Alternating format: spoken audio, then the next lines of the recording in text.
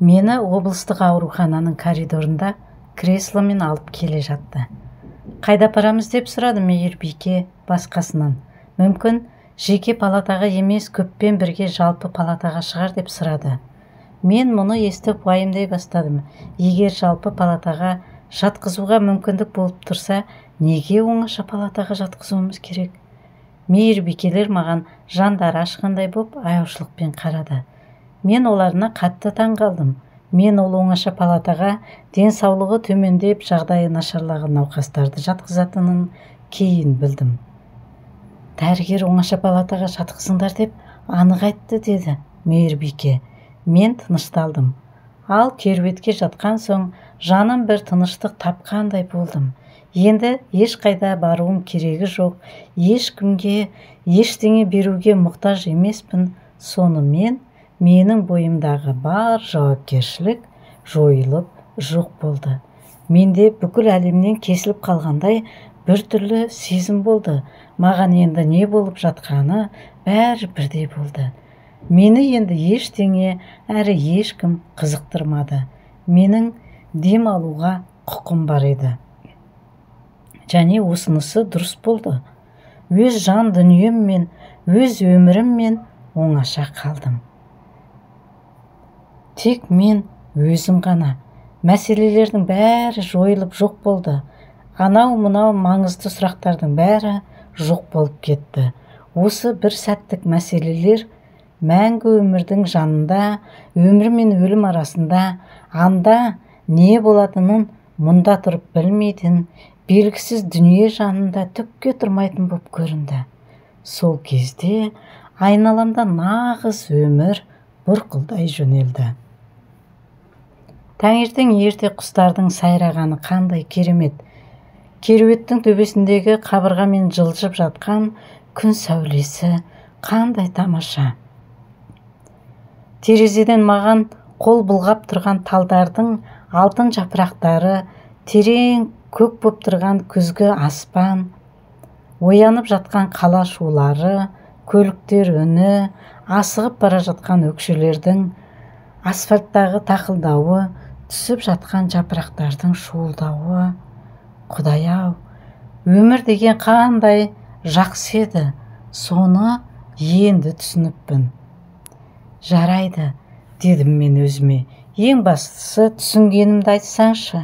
Соншама рахаттың бәрін алып, оның бәрін жүрегіме сіңіруге кемі 1-2 күн уақытым болуы керек. Мені жаулап алған еркіндік пен бақыт сезімдері шығатын жер іздеп жатты. Сондықтан мен Құдайды есіме алдым, өйткені ол маған ең жақын тұр еді. О Тәңірім, дедім мен, әлемдегі бар рахатты сезінуді, өмір дегеннің қандай тамаша екенін сүйіп түсінетін мүмкіншілік бергенің үшін рахмет саған. Мейлі өлер алдында болса да, мен өмір сүрудің рахат екенін білдім. Сол үшін рахмет саған. Жүрегімде сабырлы бақыттың, мойынсынудың, бостандықтың жоғары дәреже халінің бәрі бір сәтте болып тұрды. Әлем құлпырып, Құдай махаббатының алтын нұры жаңғырып тұрды. Мен осы мықты толқын мен күш-қуатты сезініп тұрдым. Махаббат сезімі қанша қатты болса да, мұхит толқындарындай жұмсақ әрі мөлдір боп тұрды. Ол төңіректің бәрін толтырғаны сонша, ауаның өзі ауырлап, өкпеге бірден кірместен су толқыны секілді бүлкілдеп, ағып кіріп жатты. Көріп тұрған нәрсемнің бәрі осы алтын нұр және күшпен толғандай болып көрінді. Мен сүйіп жаттым. Бұл орган музыкасымен ойнап жатқан мықты Бах музыкасымен жоғары өрлеген скрипка үнінің қосылғанындай болды. Оңаша палата мен өткір лейкоздың 4-ші сатысы деген диагноз, оған қоса дәрігердің дерттің асқынғандығы кері қайтпайды деген сенімі өз дегенін істеп жатты. Дүниеден өтейін деп жатқан ауруларға туысқандарын кез келген уақытта кіргізе береді. Жанына жиі келіп жүрген жақын туыстарына айтып, алыс жақын туыстары мен достарын шақырып, қоштасуға рұқсат береді. Сонымен маған қайғырған туыстар тізбегі қоштасуға ағылды дейсің. Әрине, мен олардың өлейін деп жатқан туысымен не әңгіме айтамын деп қиналатынын жақсы түсінемін. Оның үстіне ол өлетінін біліп жатса. Олардың сасқалақтаған түрлеріне қарау күлкілі боп көрінді. Олардың бәрін енді қашан көрер екенмін деп қуандым. Ең бастысы, мен олармен өмірге деген сүйіспеншілігіммен бөліскім келді. Әрине, сосын бақытты боласың. Туыстарым мен достарыма өмірдегі әр түрлі оқиғалар мен күлкілі анекдоттар айтып, көңілдендірумен болдым. Құдайға шүкір, бәрі шексілесі қатқанша күліп, қуана-қуана қоштасып, риза болып қайтты. 3 күннен соң жата беруден ығырым шығып, тұрып палатада жүре бастадым. Терезе алдында отырам. Өстіп отырғанымда дәрігерім жаныма келіп, тұрып жүруге болмайды деп ұрысты. Мен бұған қатты таңғалып, бұдан бір нәрсе өзгере ме деп сұрадым. Жоқ деген дәрігер сасқалақтап қалды. Бәрібір сізге тұрып жүруге болмайды. Неге болмайды? Анализдеріңнің көрсеткіштері мәйіттердікіндей болып тұр. Ол бойынша сіз өмір сүрмеуіңіз керек, ал сіз тұра бастадыңыз. Маған берілген 4 күнде өтті. Ал мен өлу орнына колбаса мен бананды ықыласпен жеп жатырмын. Жағдайым жақсы еді. Ал дәрігердің ештеңе түсінбегендіктен жағдайы нашар еді. Анализдердің жақсаратын түрі жоқ, сәл ғана қызғылт түсті қан зорға тамшылап тұр.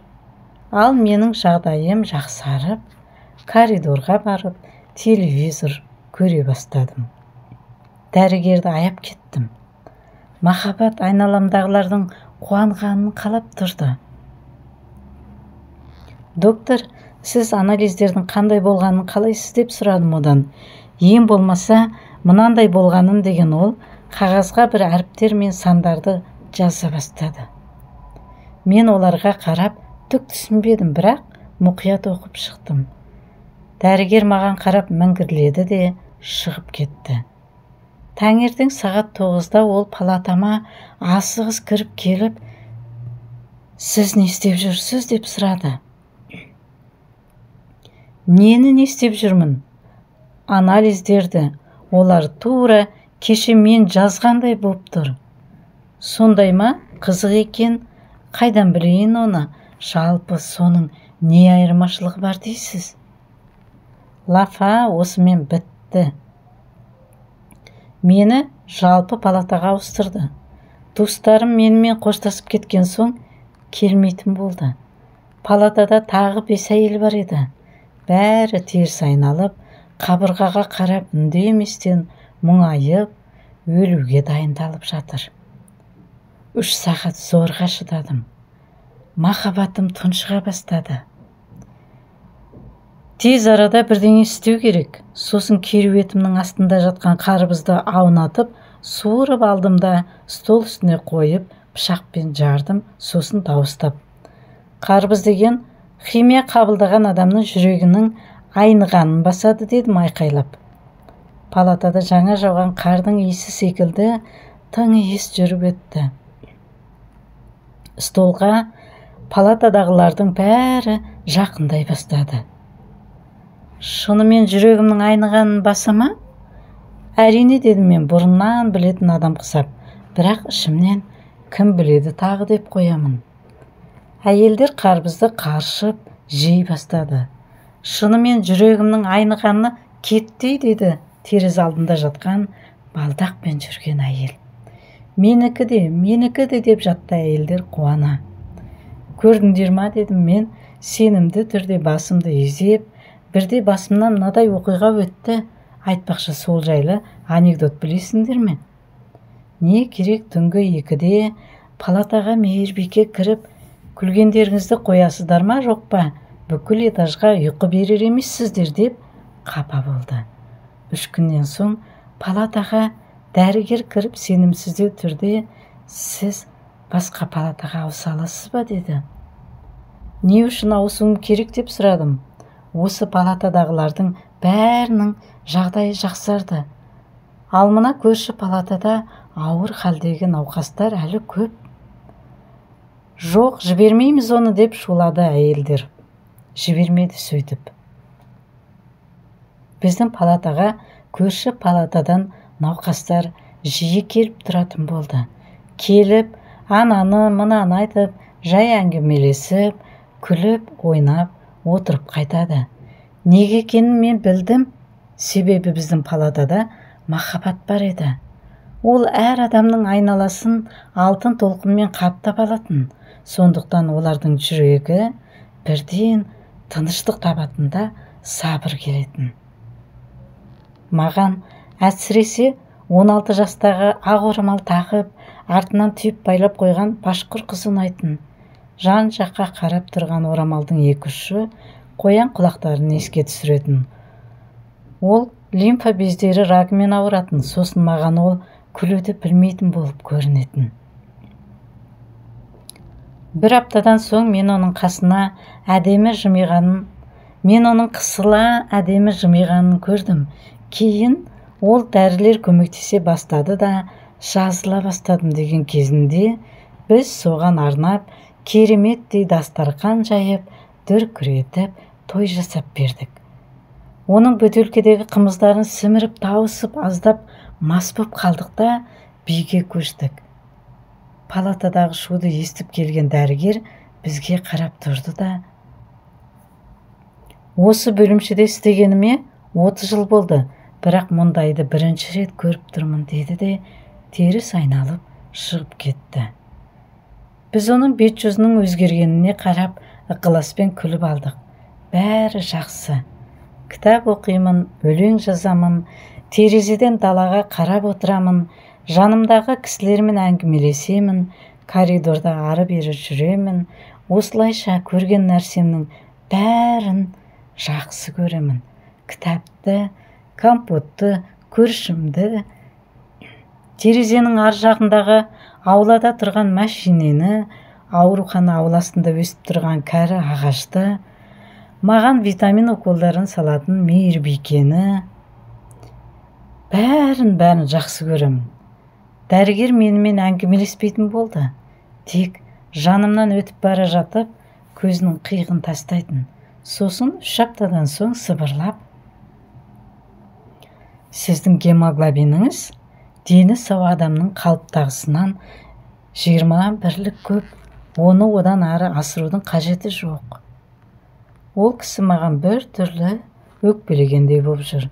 Негізі мұндайды науқас адамдар істесе жынды болған ғой деп қоя салады ғой.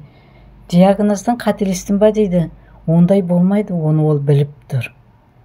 Бірде ол маған шағымданды: сіздің диагнозыңызды бұрынғыдай толық қоя алмаймын. Ешкім сізді емдемесе де жазылып келесіз. Өмірде мұндай жағдай болған емес. Сонда менің диагнозымды қандай деп қоясыз? Әлі оны ойлап тапқан жоқпын деді де ол кісі үнсіз шығып кетті.